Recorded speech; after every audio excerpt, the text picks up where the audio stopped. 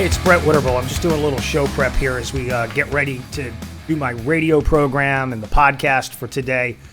And I've got a lot on my mind. One of the things I'm concerned about, broadly speaking, when it comes to this war on terror fight that we're gradually pulling out of, I guess, with what's happening in Afghanistan, is what the long-term implications are. I get really worried, and I'm being sincere when I tell you this, I get very worried when I see this hyper reliance on technology and over the horizon strikes to keep us safe. To me, that feels like we're just wishing and hoping that somehow we'll just all be okay, right? It'll be fine. We are all over the world. America is in every corner of the world, and that means we are exposed in every corner of the world.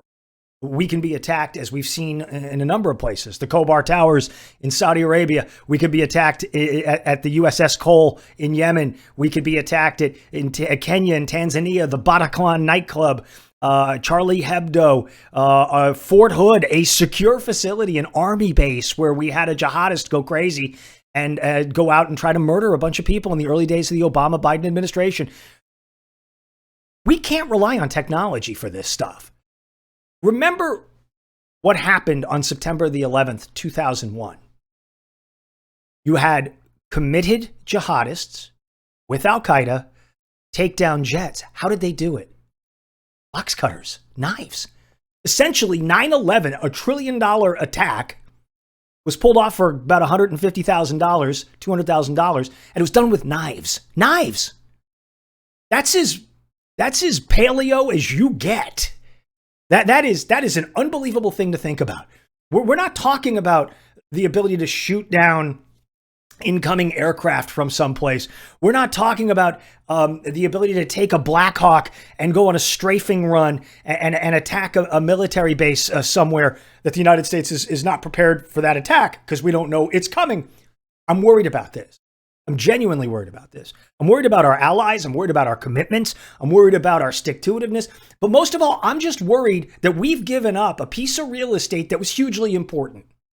I put what we had at Bagram Air Base and what we had in Afghanistan, I put it on par, honestly, with like the Israelis giving up the Golan Heights. Why would you give the Syrians the high ground? Why would you give Hezbollah the high ground to be able to attack Israel? Why would we give up that air base? We could still land there and take it back. We could send in the Rangers and take it and say to the Taliban, guess what, guys? We rethought things. Since you wouldn't give us easy passage, we're taking that base back. You guys want Kabul? So be it. You take Kabul. We're taking Bagram because that is a huge base that is next to nuclear power Pakistan, that is next to wannabe nuclear power Iran, that is in the middle of Al-Qaeda Central and happens to be just south of Russian territory and the Trashcanistans. We could do all this. We could do all this. But what I worry about is that we have got a panicky president and a disconnected vice president.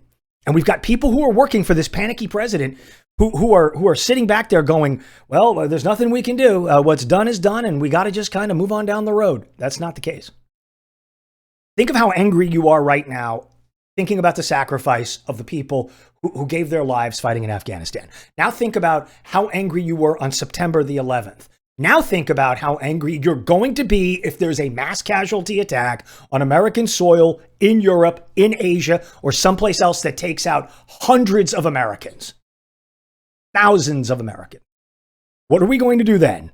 We're going to get these 15, 16, 17-year-olds and tell them, listen, you got to go into the service, put on your boots, get ready. We got to go fight Al-Qaeda in decade 3.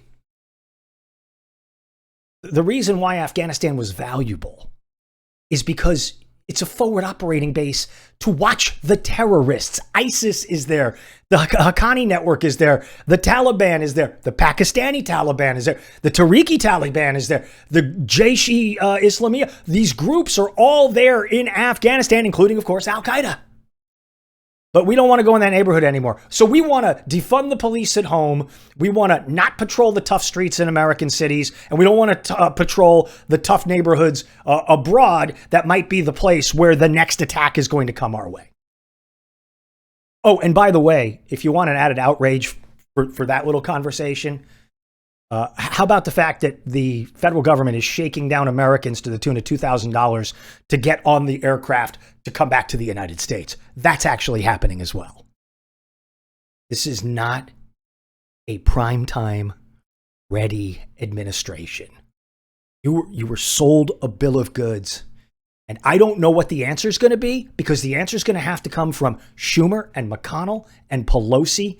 And it's going to have to come from the rest of the folks that are in this mix. They're going to have to make the decision about whether or not the commander in chief is really up to this task. And I take no joy in saying that.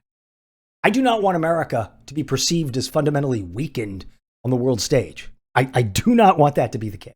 I don't consider that a political win. I don't consider that a feather in our cap. I don't want to drive him out to resign or impeach him and remove him. See, I'm not like the idiots on MSNBC or CNN who got off on that kind of a conversation. I'm not part of the Lincoln Project or any of that kind of stuff. I want my country strong because I have kids and I care about your kids. And I want grandkids and I care about your grandkids.